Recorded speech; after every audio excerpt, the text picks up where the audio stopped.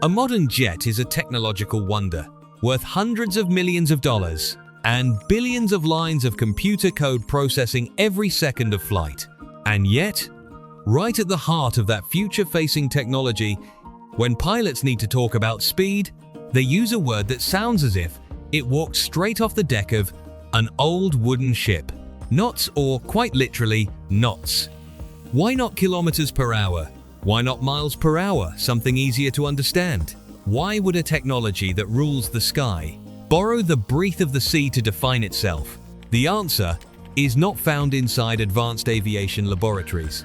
It begins with a survival problem from 400 years ago, when all around you is water, and there is not a single road marking in sight.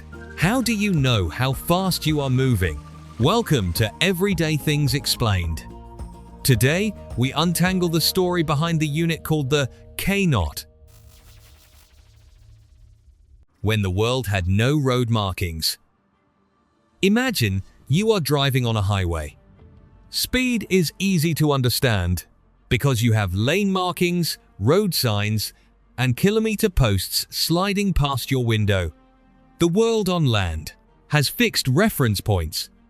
But on the ocean in the 17th century, sailors had no such privilege.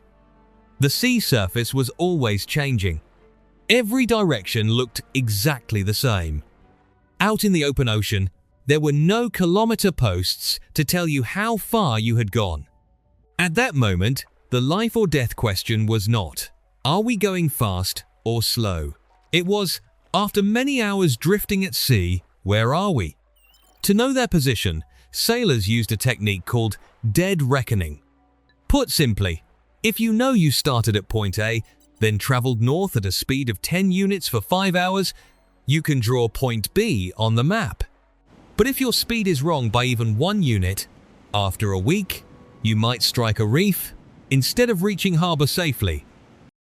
A speedometer made of wood. Because there was no radar or GPS, sailors created a crude but extremely clever invention, the chip log. This device consisted of a piece of wood weighted with lead so it would float upright in the water. A sailor threw it into the sea. The wood would remain almost still in the water, like a temporary anchor. Meanwhile, the ship kept moving forward, pulling a line out from a reel. This is where the name K-knot was born. Along that line, people tied reel knots at equal intervals. One sailor let the rope slide through his hands and counted the knots passing by, while another turned over a 28-second hourglass. When the sand ran out, the sailor shouted, "Stop!" The number they needed was very simple. How many knots had slipped through the hand? 3 knots meant 3 knots. 5 knots meant 5 knots. 7 knots meant 7 knots. So, knot was not some elegant technical term. It was once a physical action, counting real knots on a rope. In that sense, the chip log was one of humanity's earliest analog computers. The number on the rope was not random. But why were the knots tied exactly 47 feet 3 inches apart, about 14.4 meters? Why not 10 meters or 20 meters? To make the math easier? This is where the story moves, from a rope to the shape of the entire planet. At sea, humans navigate using the grid of latitude and longitude.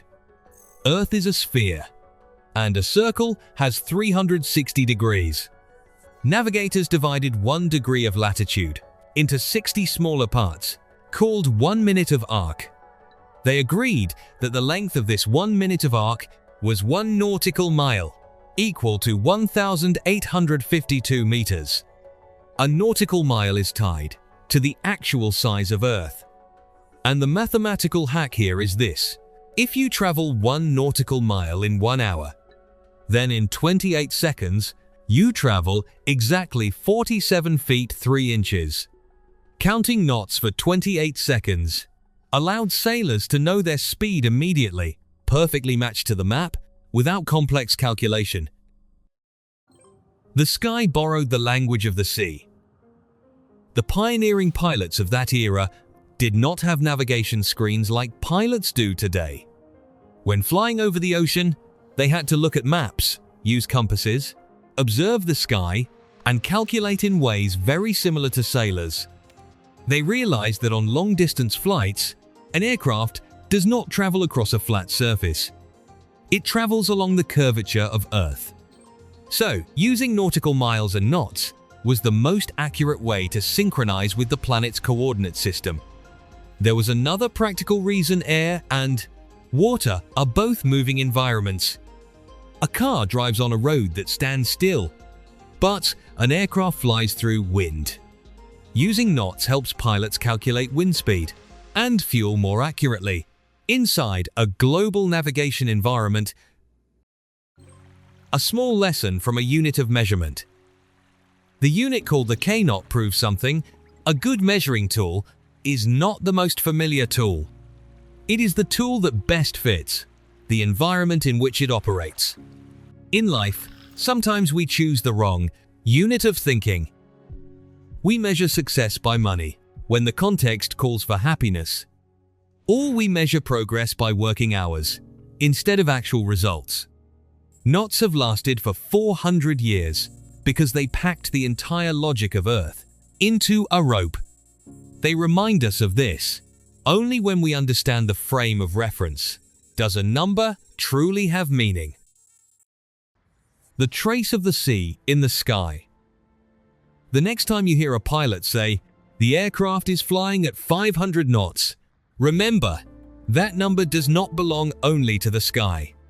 It carries the memory of wooden ships, salt-soaked ropes, hourglasses, and the way humans learned to read the shape of Earth. From a piece of wood thrown into the sea, we gained a unit that still lives inside the modern cockpit. Sometimes, new technology does not erase the past. It simply keeps what is accurate, durable, and useful. If aircraft today still measure speed in knots, then why do they measure altitude in feet? A unit that sounds as if it came from the ground? That is the story for the next episode.